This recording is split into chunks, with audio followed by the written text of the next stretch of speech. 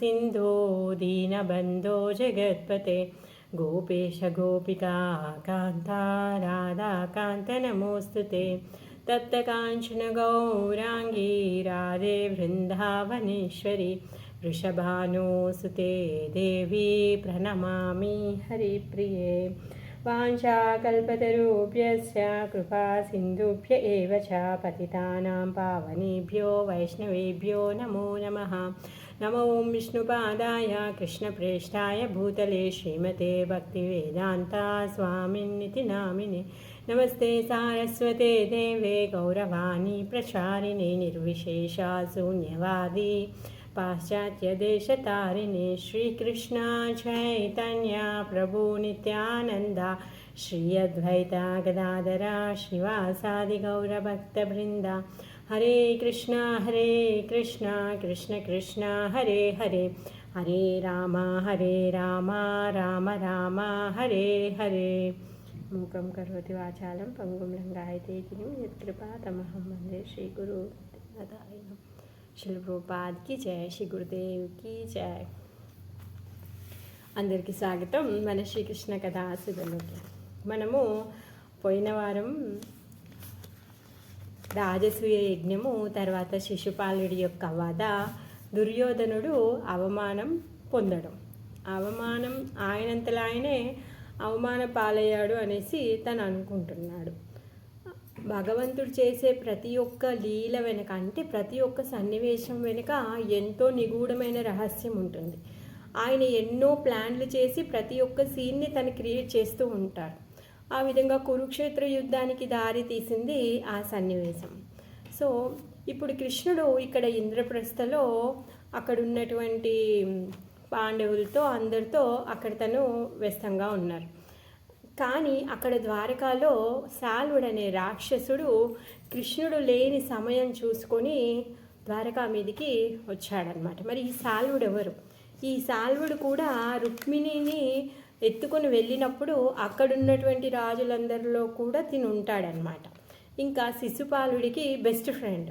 రుక్మిణినిచ్చి శిశుపాలుడికి పెళ్లి చేస్తానని అనుకున్నాడు, కానీ కృష్ణుడు ఎత్తుకొని వెళ్ళాడు కదా. పాపం ఇప్పుడు ఆయన ఫ్రెండ్ చేసుకోలేదు, కృష్ణుడు ఎత్తుకొని వెళ్ళిపోయాడు. ఆ కోపము తనకుందనమాట. అప్పుడు అక్కడి నుంచి పారిపోతాడు. కృష్ణుడు బలరాముడు యుద్ధం చేసినప్పుడు అక్కడ ఉన్నటువంటి మిగిలిన రాజులందరూ పారిపోతారు కదా. ఆ పారిపోయిన రాజుల్లో ఈ సాల్వుడు కూడా ఉంటాడనమాట. వెళ్తూ వెళ్తూ ఒక శపథం చేస్తాడనమాట.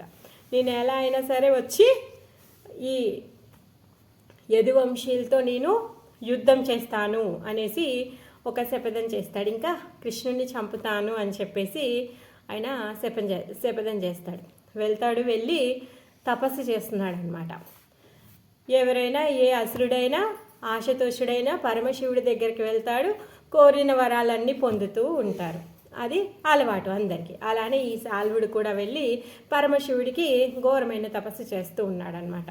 తపస్సు చేస్తూ ఉపవాసం చేస్తున్నాడు. ఏం తింటాడు అంటే ఒక పిడికెడు బూడిద మాత్రమే తింటాడంట, అంతకుమించి ఇంకేమీ తినడంట. అలా ఉపవాసం చేసి శివుణ్ణి ప్రసన్నుని చేయాలి అనేసి అనుకుంటున్నాడు అనమాట. కేవలం ఒక రోజులో ఒక పిడికెడు బూడిద తిని ఉంటాడనమాట. ఆ విధంగా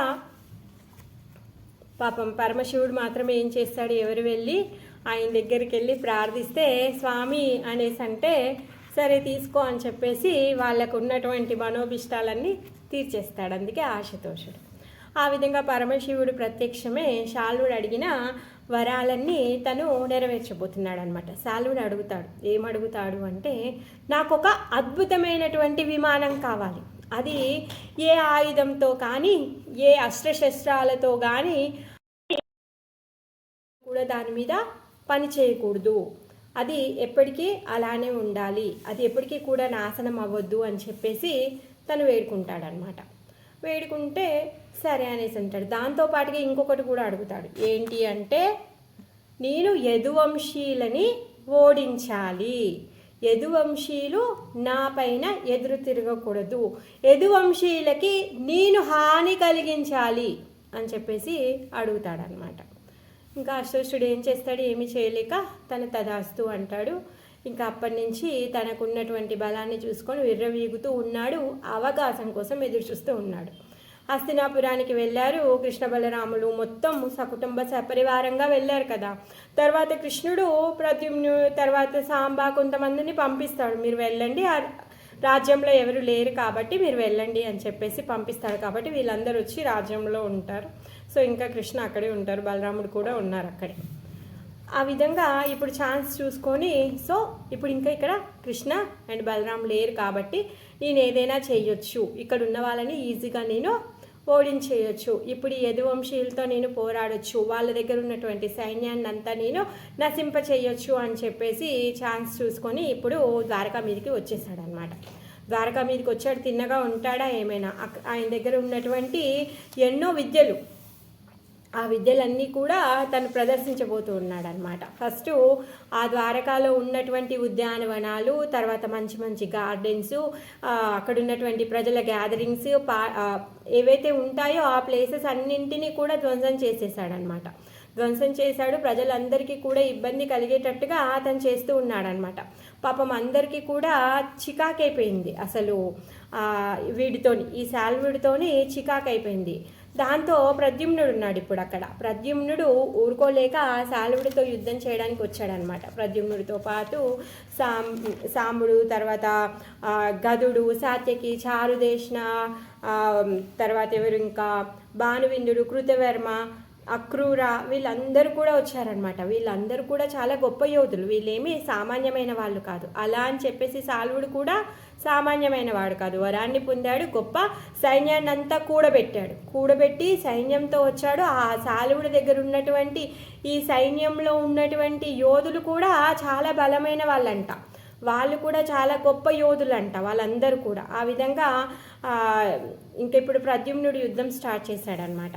ప్రద్యుమ్నుడు యుద్ధం స్టార్ట్ చేస్తుంటే అసలు ఈ శాల్వుడు రథం ఎక్కడి నుంచో పెట్టాడో కూడా తెలియట్లేదనమాట. ఎందుకంటే ఆయన రథంకు ఉన్నటువంటి క్వాలిటీస్ ఏంటి అంటే, అది ఒక్కొక్కసారి నీళ్ళపైన తేలుతుంది, గాలిలో ఎగురుతుంది, ఆకాశంలో తిరుగుతుంది, చిమ్మ చీకట్లో కూడా తిరుగుతుంది, దానికి ఎన్నో క్వాలిటీస్ ఉన్నాయన్నమాట. సో ఆ విధంగా ఆయన రథం ఎక్కడ పెట్టాడో కూడా తెలియదు, ఎక్కడి నుంచి యుద్ధం చేస్తున్నాడో కూడా తెలియకుండా తను చేస్తూ ఉన్నాడనమాట. అయినా కానీ ప్రద్యుమ్నుడు ఆయనను ఎదిరిస్తూ ఉన్నాడు. ఆయనని ఆల్మోస్ట్ ఓడించగలిగేంత శక్తి కలిగినటువంటి వాడు ప్రద్యుమ్నుడు. చూస్తూ ఉన్నాడు. ఈ శాల్వుడు ఏం చేస్తున్నాడు అంటే, ఆయన దగ్గర గొప్ప శక్తులు ఉన్నాయి కదా, ఆ విధంగా తను వీళ్ళందరూ కూడా మాయాజాలంను ఉపయోగించి వాళ్ళ ఆయుధాలని కురిపిస్తూ ఉన్నారనమాట. అప్పుడు ప్రద్యుమ్నుడికి కోపం వస్తుందన్నమాట. ప్రద్యుమ్నుడికి కోపం వచ్చి శాల్వుడి పైన ఒక బాణ వర్షాన్ని కురిపిస్తాడు. దాంట్లో 25 బాణాలు స్పెషల్గా శాల్వుడికే వేస్తాడంట. ఆ 25 బాణాలతో శాల్వుడు గాయపడిపోతాడనమాట. మొత్తం శరీరం అంతా గాయాలైపోతున్నాయి అనమాట. దాంతో కోపంతో ఒక 100 బాణాలు శాల్వుడు వేస్తాడనమాట. ఆ 100 బాణాలన్నింటినీ కూడా ధ్వంసం చేసేస్తాడు ప్రద్యుమ్నుడు. మళ్ళీ ఈ శాల్వుడి దగ్గర ఉన్నటువంటి రథ సైన్యము, వీళ్ళందరూ ఎవరైతే ఉన్నారో వాళ్ళందరినీ కూడా ఓడించేటట్టుగా, అందరి బలం క్షీణించిపోయే విధంగా వీళ్ళందరూ కూడా పోరాడుతూ ఉన్నారనమాట. అంతలోకే శాల్వుడు ఏం చేస్తాడు అంటే, ఎందుకంటే తను మాయావి కదా, సో ఆ విధంగా తను గాయాలతో ఉన్నాడు. అయినా కానీ లేచి గదను తీసుకొని ప్రద్యుమ్నుడి యొక్క వక్షస్థలం పైన గట్టిగా మోదేస్తాడనమాట, గుద్దుగానే ప్రద్యుమ్నుడు మూర్చిపోగానే మరి ప్రద్యుమ్నుడి యొక్క రథసారథి దారుక ఉన్నాడు. దారుక ఏంటి, ఆయన కర్తవ్యం, ఆయన యొక్క స్వామి ఆ విధంగా నిస్సహాయ స్థితిలో పడిపోయి ఉంటే యుద్ధంలో అందరి నుంచి రక్షించి కాపాడేటటువంటి బాధ్యత కలిగినటువంటి వాడు. అందుకని చెప్పేసి ఇప్పుడు ప్రద్యుమ్ని ఏం చేస్తాడంటే, మూర్చపోయి పడిపోయినటువంటి ప్రద్యుమ్ని తీసుకొని వెళ్తాడనమాట. ఒక సీక్రెట్ ప్లేస్కి తీసుకొని వెళ్తాడు. ప్రద్యుమ్నుడు కాబట్టి బ్రతికున్నాడు, జస్ట్ ఊరికే మూర్చపోయాడు అంతే. లేకపోతే వేరే వాళ్ళైతే వాళ్ళ యొక్క వక్షస్థలమే పగిలిపోయి అక్కడికక్కడే చచ్చిపోయే వాళ్ళంట. అక్కడికి వెళ్ళిన తర్వాత ఒక 2 hours తర్వాత ప్రద్యుమ్నుడికి మేలుకి వస్తుందన్నమాట. రాగానే ఎక్కడున్నానో చూసేసి ఇంకా దారుకని తిట్టేస్తున్నాడు అనమాట ప్రద్యుమ్నుడు. అసలు నీకేమైంది, నువ్వు పిరికి వాడివి, నన్ను ఇక్కడికి తీసుకొని వచ్చావు, రణరంగాన్ని వదిలేసి నేను ఇక్కడికి వచ్చాను అంటే నాకు ఎంత పెద్ద అపవాదం వస్తుంది. అందరు ఏమంటారు, నన్ను పిరికివాణ్ణి అనేసి అంటారు, యుద్ధం వదిలి పారిపోయాను అనేసి అంటారు, నభుసకుణ్ణి అనేసి అంటారు. ఇలాంటి పని చేసావేంటి, ఇప్పుడు నేను ఏ ముఖం పెట్టుకొని నేను మా పెద్దనాన్న ముందుకు వెళ్తాను, మా నాన్న ముందుకు వెళ్తాను, రాజ్యంలో ఉన్న ప్రజలందరూ ఏమంటారు నన్ను, నువ్వు ఈ విధంగా ఎందుకు చేసావు, నువ్వు చేసిన పని ఏమీ బాగాలేదని చెప్పేసి చెడామడా తిట్టేస్తాడనమాట దారుకని. తిట్టేసిన తర్వాత ఆ పాపం దారుక ఏం చేస్తాడు తర్వాత చెప్తాడనమాట, అలా కాదు, మీరు ఇలా స్పృహ తప్పి పడిపోతే మరి మిమ్మల్ని రక్షించాల్సిన బాధ్యత నాది, కాబట్టి నేను ఏమీ చేయలేక స్వామి నేను మిమ్మల్ని ఇక్కడికి తీసుకొచ్చాను, నన్ను క్షమించండి, ఇది నా బాధ్యత అని చెప్పేసి మీ యొక్క ప్రాణ రక్షించడమే నా యొక్క బాధ్యత అని చెప్పేసి తను ప్రాధాన్యపడితే అప్పుడు ఇంకా సరే అని ఆ సిచ్యువేషన్ అర్థం చేసుకుంటాడు. ఇంకా జస్ట్ ఊరికే కాళ్ళు ముఖం చేతులు కడుక్కున్నాడు. ఇంకా మొదలయ్యాడు ప్రద్యుమ్నుడు. మళ్ళీ వస్తున్నాడనమాట రణరంగానికి. వచ్చి ఎంత గొప్పగా అక్కడ యుద్ధం జరుగుతుంది అంటే, ప్రద్యుమ్నుడు లేనప్పుడు సాంబ, గదుడు, తర్వాత అక్రూర వీళ్ళందరూ కూడా యుద్ధం చేస్తూ ఉన్నారు. చాలా గొప్ప యుద్ధం జరుగుతుంది అన్నమాట. అన్ని దిక్కులో నుంచి వీళ్ళందరూ కూడా చుట్టుముట్టి ఉన్నారు. ప్రతి ఒక్కరిని కూడా వీళ్ళు నిహతులు చేస్తూ ఉన్నారనమాట. తర్వాత ఈ శాల్వుడి దగ్గర ద్యుమాన్ అనే సైనాధిపతి ఉన్నాడనమాట. ఆయన ఏంటంటే ఈ శాల్వుడు చేసే దానికి తగ్గట్టుగా ఆయన కూడా అందరి మీద విరుచుకుపడుతూ ఉన్నాడనమాట. కానీ యదువంశీయులు కూడా వాళ్ళు వెనకపోవట్లేరు. వాళ్ళు ఏమనుకుంటున్నారంటే చస్తే వీర మరణమో లేకపోతే గెలుస్తాం, ఏదో ఒకటి విజయమో వీర మరణమో ఈరోజు తెలుసుకోవాల్సిందే అని చెప్పేసి ఎవ్వరు కూడా వెనుదిరగట్లేదు. ప్రతి ఒక్కరు కూడా వాళ్ళ యొక్క శక్తానుసారంగా వాళ్ళు యుద్ధం చేస్తూనే ఉన్నారనమాట. ఈ 25 భాగాలుగా అతను చేస్తూ ఉంటాడనమాట. ఎవరు, ఈ ద్యుమాన్ చేసేటటువంటి ఆయన వేసేటటువంటి ఏదైతే యుద్ధంలో అతను చేసేటటువంటి కార్యాలు ఉన్నాయో దాన్ని 25 బాణాలతో ప్రద్యుమ్నుడు ఎదుర్కొని అందరినీ కూడా సమకూల్చేస్తాడనమాట. దాని తర్వాత ఈ అక్కడున్న వాళ్ళందరూ కూడా స్పృహ తప్పి పడిపోతారనమాట. ఎప్పుడైతే ప్రద్యుమ్నుడు పడిపోయాడో ప్రతి ఒక్కరు కూడా ప్రద్యుమ్నుడు మూర్ఛపోయాడు, అయ్యో తను చనిపోయాడేమో అని చెప్పేసి అందరూ ఆకారాలు పెడతారనమాట. అప్పుడు శాల్వుడికి బాగా చాలా సంతోషం వేసింది. ఎందుకంటే అసలు వచ్చిన కానించి ప్రద్యుమ్నుడిని ఎదుర్కొనలేకపోతున్నాడు అనమాట శాల్వుడు. ప్రద్యుమ్నుడినే ఎదుర్కోలేకపోతే కృష్ణుడిని ఏం చేయగలుగుతాడు, వాడి తెలివి. సో కానీ ఇప్పుడు మూర్ఛపోయి పడిపోయేసరికి వీడికి బాగా సంతోషం ఎక్కువైపోయింది అనమాట. ఇంకా మిగిలిన వాళ్ళందరూ ప్రద్యుమ్నుడి కంటే గొప్ప యోధులు ఏమీ కారు అని చెప్పేసి ఇంకా ఆయన యొక్క శక్తిని ప్రదర్శిస్తూ ఉన్నారనమాట. ఇప్పుడు ప్రద్యుమ్నుడు తిరిగి రాగానే తను మళ్ళీ ఆయన సైన్యాన్ని అంతా రెడీ చేస్తూ ఉన్నాడు. తర్వాత ప్రద్యుమ్నుడు వచ్చేసాడు. ఇంకా అక్కడికి వచ్చేసి శాల్వుని 8 బాణాలతో తను కొడుతూ ఉన్నాడనమాట. ఏం చేస్తున్నాడంటే శాల్వుడి యొక్క దారుకకి, తర్వాత ధ్వజానికి, గుర్రాలకి, ఆయన చేతిలో ఉన్నటువంటి విల్లుకి, ఆయన వేసినటువంటి బాణానికి ఆ విధంగా ఒక్కొక్క బాణం ఎదుర్కొంటూ ఉందన్నమాట. శాల్వుడి యొక్క చేతికి తలగడం ఈ విధంగా జరుగుతూ ఉందన్నమాట. తలని తీసేశాడు కానీ ఈ ద్యుమాన్ చచ్చిపోతాడు.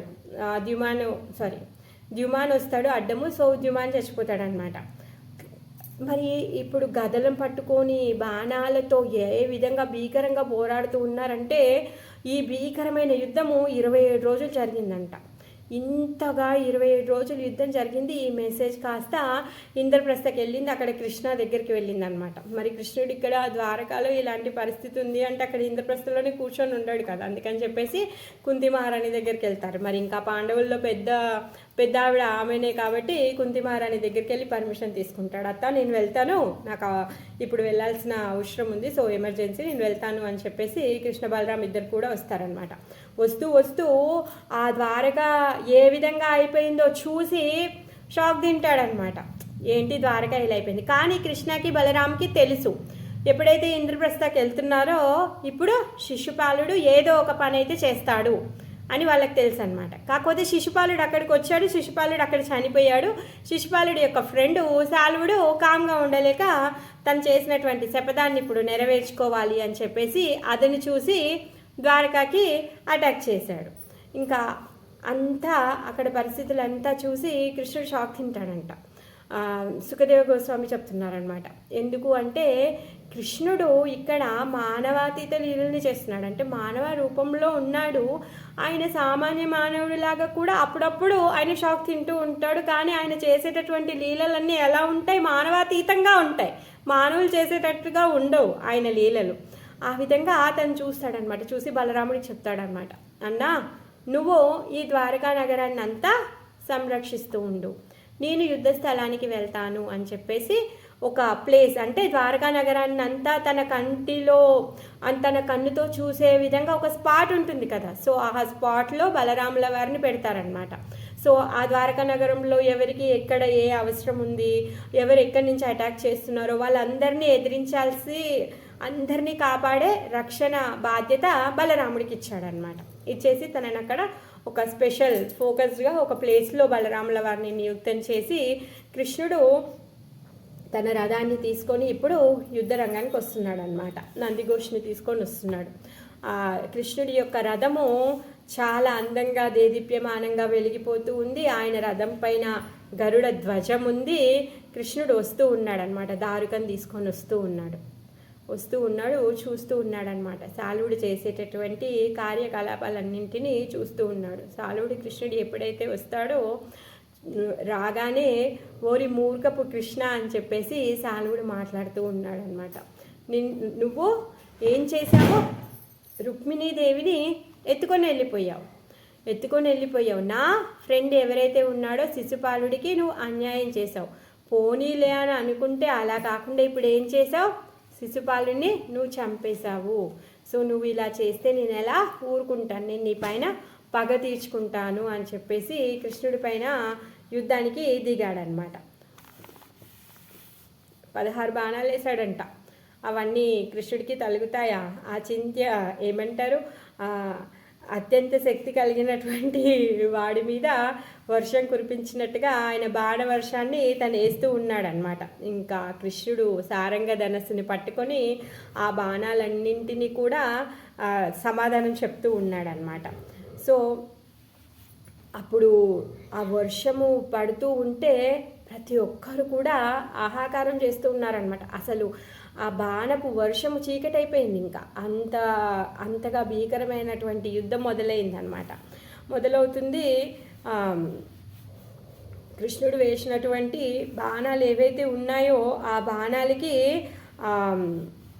సాల్వుడు చనిపోయేంత పరిస్థితి వచ్చేసింది. అయితే సాల్వుడు ఏం చేస్తాడు అంటే ఆయన దగ్గర ఒక సాంబరి విద్య ఉందన్నమాట. ఆ విద్యతోని తను ఏం చేస్తాడంటే అంతర్హితుడైపోతాడనమాట. ఫస్ట్ ఏం చేస్తాడంటే కృష్ణుడు ఆయన చేతిలో గదని పట్టుకొని సాల్వుని ఒక గుద్దు గుద్దుతాడనమాట. గుద్దగానే లోపల ఇంటర్నల్ బ్లీడింగ్ అయిపోతుంది. ఇంటర్నల్ బ్లీడింగ్ అవ్వగానే తను ఇంకా మూర్చొచ్చి పడిపోతాడనమాట. ఇంకోసారి కొడదాము అనే లోపల సాల్వుడు ఏం చేస్తాడంటే సాంబరి విద్యతోని తను అక్కడి నుంచి మాయమైపోతాడనమాట. ఆ విధంగా తను వెళ్ళిపోయిన తర్వాత ఏం చేస్తాడు అంటే ఒక నకిలీ వాసుదేవుణ్ణి తీసుకొని వస్తాడనమాట. ఫస్ట్ ఏం చేస్తాడంటే ఆయన అంతర్ధానం అయిపోయిన తర్వాత ఒక అజ్ఞాతవాసి వస్తాడనమాట. ఒక వృద్ధుడు అజ్ఞాతవాసి తను ఏడ్చుకుంటూ వస్తాడు కృష్ణుడి దగ్గరికి. వచ్చి కృష్ణ కృష్ణ కాపాడు అనేసి అంటూ ఉంటాడనమాట. ద్వారకాలో ఇప్పటివరకు అతన్ని చూడలేదు. కృష్ణకి తెలియదు, అసలు కృష్ణుడికి తెలియదు ఏమైనా ఉందా? తను వచ్చి రిక్వెస్ట్ చేస్తున్నాడనమాట. నేను ఎవరినో తెలుసా? నన్ను మీ అమ్మ పంపించింది. నీ తండ్రి, నీకు ప్రియమైన తండ్రి వసుదేవుడు ఉన్నాడు కదా, వసుదేవుణ్ణి ఈ సాల్వుడు పశువుని బలించడానికి తీసుకెళ్లేటటువంటి కసాయివాడు ఏ విధంగా అయితే తీసుకొని వెళ్తాడో ఆ విధంగా వసుదేవుణ్ణి లాక్కొని వెళ్తూ ఉన్నాడు. అది చూసి దేవకి అమ్మ ఏడుస్తూ తను ఏమి చెయ్యలేక నన్ను పంపించింది, నిన్ను పిలుస్తోంది, అంటే సహాయంకి నిన్ను పిలుస్తోంది అని చెప్పేసి చెప్తాడనమాట. అప్పుడు కృష్ణుడు ఒక క్షణం అయ్యో తండ్రికి ఏమైపోయింది అని చెప్పేసి సామాన్యమైన పుత్రుడు ఏ విధంగా అయితే బాధపడతాడో ఆ విధంగా ఒక క్షణం బాధపడతాడంట. తర్వాత కృష్ణుడు ఆలోచిస్తున్నాడు అనమాట. అదేంటి అన్న బలరాముడు, గదాయుధుడైన బలరాముడే ద్వారకకి రక్షణగా పెట్టానే, అన్నని కాదని చెప్పి ఈ సాల్వుడు ఏమైనా చేయగలుగుతాడా, నాన్నని ఏం చేయగలుగుతాడు, ఏంటి ఇది అని ఆలోచిస్తూ ఉన్నాడంట కృష్ణుడు. ఎందుకంటే తండ్రి పట్ల ఉన్నటువంటి వాత్సల్యం మమకారంతో తను ఆ విధంగా ఆ ప్రేమ ఉప్పొంగుతూ ఉందంట కృష్ణుడి యొక్క హృదయంలో. ఆ విధంగా తను ఏం చేయగలుగుతాడు అని చెప్పేసి తను ఆలోచిస్తున్నాడు అనమాట. సో వెంటనే అప్పుడు సాల్వుడు వస్తాడనమాట. సాల్వుడు పట్టుకొని వస్తాడంట ఈడ్చుకుంటూ వసుదేవుని, నకిలీ వసుదేవుని, వసుదేవుడిలాగా ఇంకొక పర్సన్ని మాయతో, ఆ సాంబరి విద్యతో తన్ని తీసుకొని లాక్కుంటూ వస్తాడంట. లాక్కుంటూ వచ్చి కృష్ణుడితో చెప్తాడనమాట, ఓరి మూర్ఖుడా కృష్ణ, నీకు చావు దగ్గరైంది, ఇప్పుడు చూడు నువ్వేమీ చెయ్యలేవు, నీ కళ్ళ ముందల్లే మీ నాన్నని నేను చంపేస్తాను అని చెప్పేసి అంటాడనమాట. ఇప్పుడు మీ నాన్న చచ్చిపోతే అప్పుడు నువ్వు బాధపడడం కంటే నువ్వు ఇంకేమీ చెయ్యలేవు అని చెప్పేసి చూడు అని చెప్పేసి మాట్లాడుతూ ఏం చేస్తాడు అంటే ఆ నకిలీ వాసుదేవుడి యొక్క తలని నరికేస్తాడనమాట. నరికేసి తలని, ఆ శరీరాన్ని ఆయన దగ్గర ఉన్నటువంటి ఆ రథం ఉంది కదా, ఆ రథంలో పెట్టుకొని అక్కడి నుంచి మాయమైపోయి వెళ్ళిపోతాడనమాట. అప్పుడు ఇంకా భగవంతుడి ఎలా శరీరంలో కంపనం వచ్చేసిందంట. సామాన్య పుత్రుడి వలె తన శరీరంలో ఆ చింత కనిపిస్తుందంట. భగవంతుడి యొక్క ఈ లీల కూడా, అంటే ఆయన చూపించేటటువంటి షడైశ్వర్యాలు ఏవైతే ఉన్నాయో దాంట్లో ఈ విరహము కూడా ఒక ఐశ్వర్యము అని చెప్పేసి ఆచార్యులు చెప్తూ ఉన్నారనమాట. ఆయన భక్తుల పట్ల ఉన్నటువంటి మమకారము, ఆయనపైనే ఆధారపడి ఉన్నటువంటి వాళ్ళ పట్ల ఉన్నటువంటి ఆ ప్రేమ అనుబంధము, ఆయనకు ఉన్నటువంటి కృప ఎలాంటిదో, ఎంత గొప్పదో ఆచార్యులు చెప్తూ ఉన్నారనమాట. అంటే భగవంతుడు తన భక్తుల కోసము తను విలపించడానికి రెడీగా ఉన్నాడనమాట. తను బాధపడుతూ ఉన్నాడనమాట, అయ్యో అనేసి అంతగా. తర్వాత కృష్ణుడికి తెలియని మాయ ఇంకేముండదు కదా. సో ఆ విధంగా శాల్యుడి వెనక మళ్ళీ కృష్ణుడు బయలుదేరుతాడనమాట. బయలుదేరి తనని పట్టుకొని యుద్ధం జరుగుతుందన్నమాట వాళ్ళిద్దరి మధ్యలో. చివరికి శాల్వుడు చనిపోతాడు. చనిపోయినప్పుడు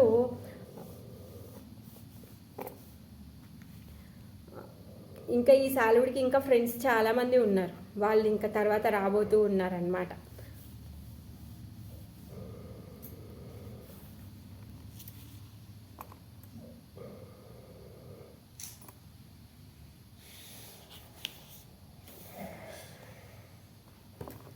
శాల్వుడంట అప్పటి వరకే ఆయన దగ్గర ఉన్నటువంటి శక్తిని చూసి విర్రవిగుతూ ఉన్నాడనమాట.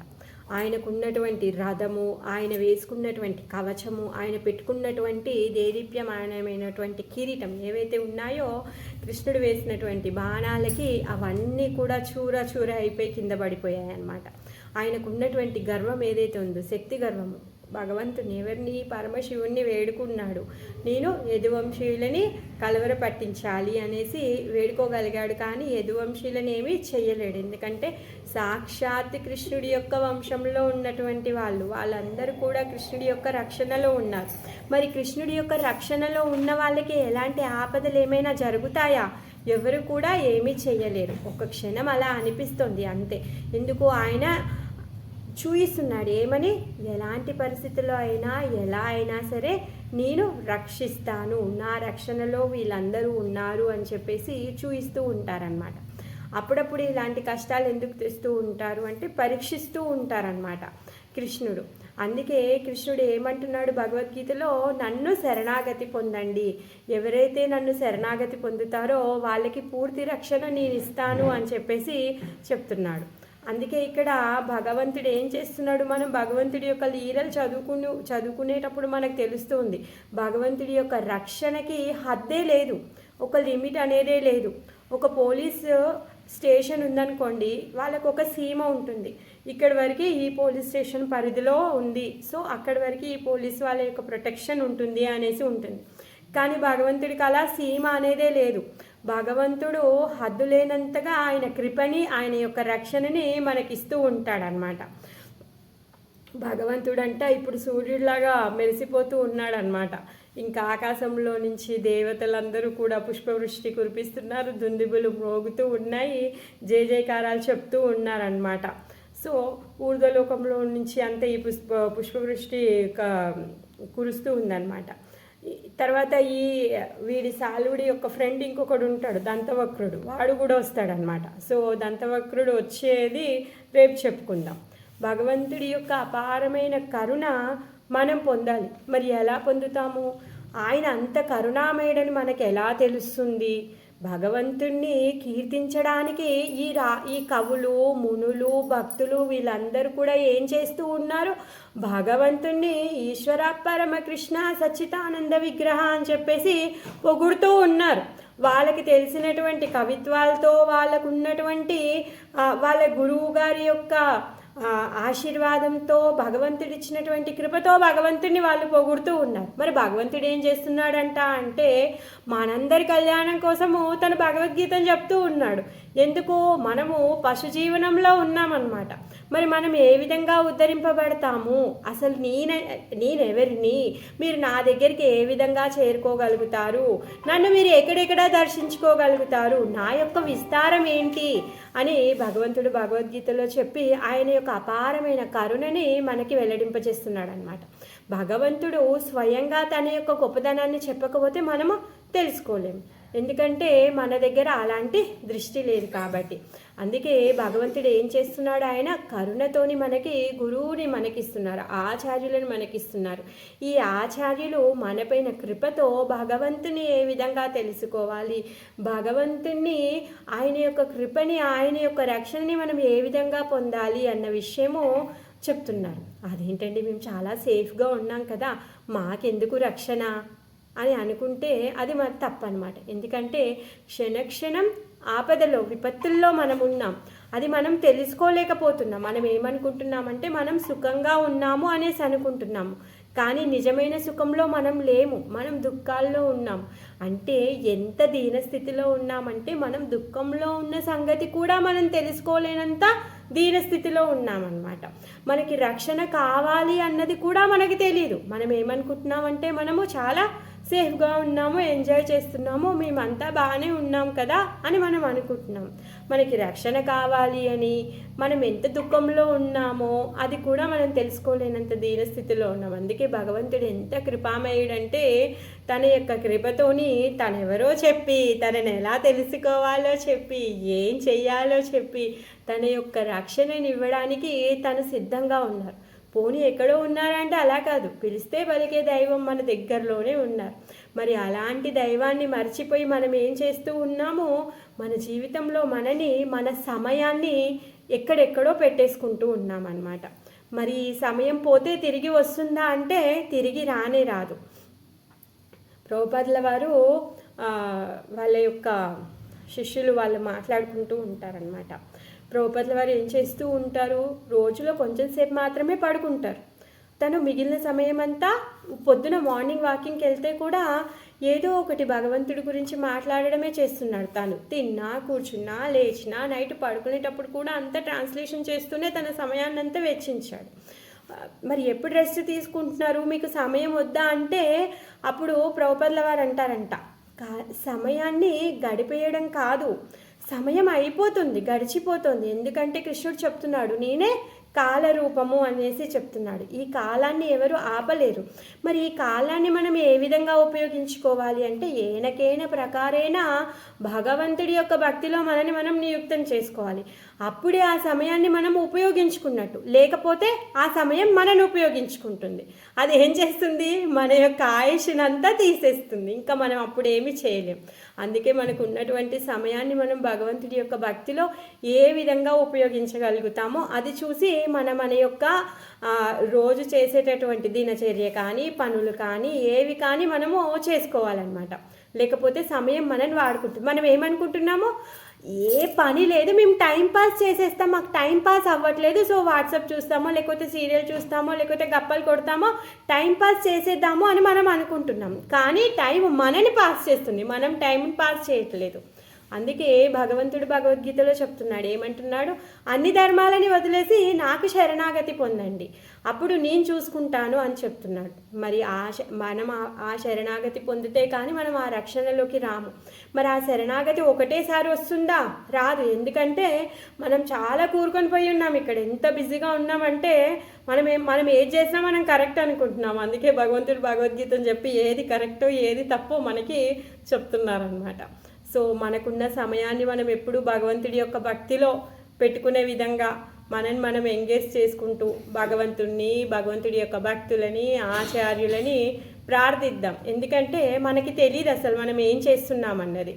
మరి మనం ఏం చేస్తున్నామో మనకి తెలుసుకోలేని అలాంటి దుస్థితిలో ఉన్నప్పుడు అది కూడా ఆయనే దారి చూపించాలి. ఓం అజ్ఞానతిమిరాంధస్య జ్ఞానాంజన శలాకయ. భగవంతుడు ఆయన యొక్క కృపతోని, ఆయన యొక్క శిష్యులు ఎవరైతే ఉన్నారో వాళ్ళ యొక్క కృపతోనే మనం దారిని చూడగలుగుతాం. లేకపోతే శాల్వుడు అంధకారంలో ఆయన రథాన్ని పెట్టుకొని ఆయన ఇష్టం వచ్చినట్టుగా చేసినట్టుగా మనం కూడా అంధకారంలో ఉండి మన ఇష్టం వచ్చినట్టుగా మనం చేసుకుంటూ ఉంటాం అన్నమాట. అలా కాకుండా భగవంతుడి యొక్క పాద పద్మాలను మనం ప్రార్థిస్తూ భగవంతుడే మనం ఈ సమయాన్ని ఏ విధంగా ఆయన యొక్క భక్తిలో మనం యూజ్ చేసుకోగలుగుతామో అలాంటి దారి చూపించమని చెప్పి వేడుకుందాం. హరే కృష్ణ.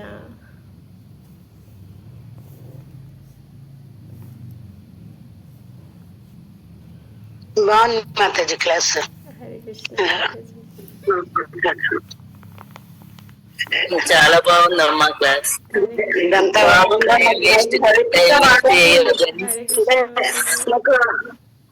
దంతవక్రుడును శిశుపాలుడి గురించి తెలుసు కానీ సాలుడి గురించి తెలియదు.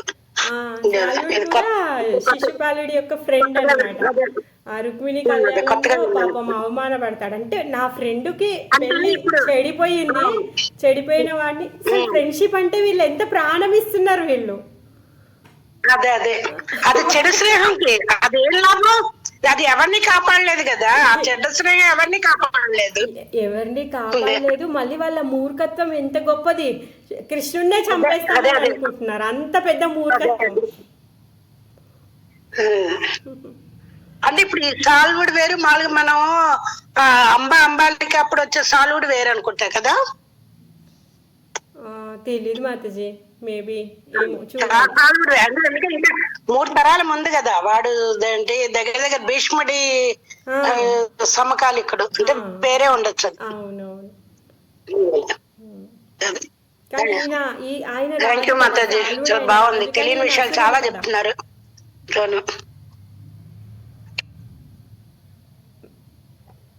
మాతాజీ ఏమన్నారు?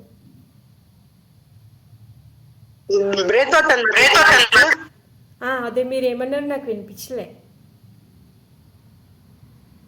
వాయిస్ బ్రేక్ అవుతుంది మీది అని నన్ను. అవునా, ఓకే, సారీ, నేను కొంచెం టైర్డ్గా ఉన్నా కదా, అందుకే కొంచెం డల్